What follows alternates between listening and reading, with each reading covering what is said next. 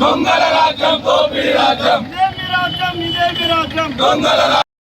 రాజ్యం దోపిడీ రాజ్యం అద్దురానాయన కాంగ్రెస్ పాలన అద్దురానాయన కాంగ్రెస్ పాలన అద్దురానాయన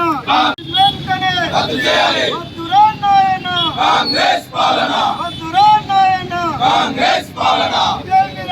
ఇదేమి రాజ్యం దొంగల రాజ్యం దోపిడీ రాజ్యం ఇదేమి రాజ్యం దోపిడీ రాజ్యం అద్దురానాయన కాంగ్రెస్ పాలన ఎల్ఆర్ఎస్ ఫీజు వెంటనే రద్దు చేయాలి ఎల్ఆర్ఎస్ ఫీజు వెంటనే రద్దు చేయాలి ఎల్ఆర్ఎస్ ఫీజు వెంటనే అద్దురానాయన కాంగ్రెస్ పాలన అద్దురానాయన కాంగ్రెస్ పాలన ఎల్ఆర్ఎస్ ఫీజు వెంటనే రద్దు చేయాలి ఎల్ఆర్ఎస్ ఫీజు వెంటనే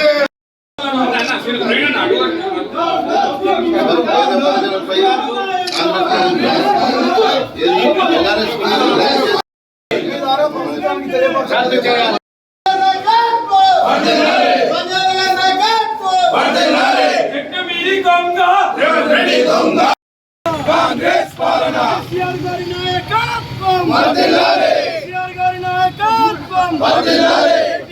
ఇచ్చి ఆనాడు బీఆర్ఎస్ ప్రభుత్వము మరి ఎల్ఆర్ఎస్ స్కీమును తీసుకొస్తే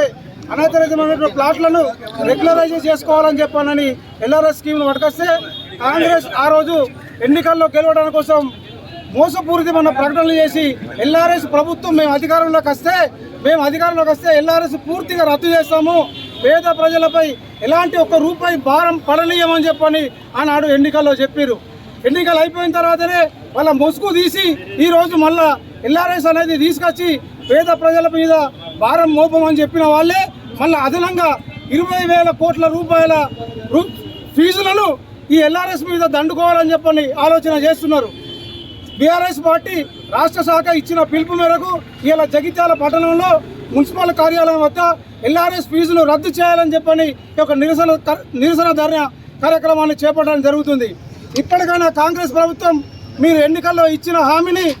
వెంటనే రద్దుపరుచుకొని ఈ యొక్క ఫీజులను పేద ప్రజలపై మోపుతున్నటువంటి మీరు ఇచ్చిన హామీలనే రద్దుపరచాలని చెప్పని బీఆర్ఎస్ పార్టీ డిమాండ్ చేస్తుంది. అదేవిధంగా జగిత్యాల పట్టణానికి మాస్టర్ ప్లాన్ కూడా వెంటనే వినియోగంలోకి తీసుకొచ్చి మాస్టర్ ప్లాన్ను అమలుపరచాలని చెప్పని బీఆర్ఎస్ పార్టీ డిమాండ్ చేస్తుంది.